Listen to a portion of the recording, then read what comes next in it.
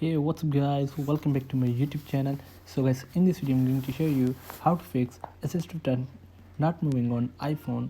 So guys, first of all, restart your iPhone. So for the restart iPhone, tap on power button and volume up at the same time. So drag the slide to power off your iPhone. So after restarting your iPhone, open the lock screen here, and then after this the next solution is update your iPhone to the latest iOS version. So for this, open settings, scroll down, tap on general, tap on software update here, wait for checking for update. So guys, if you have available any update on your iPhone, so update your iPhone to the latest iOS version. So after updating your iPhone, go back. So after this, the next solution is, so guys, check if the issue is related to a specific app by testing assistive touch in different apps.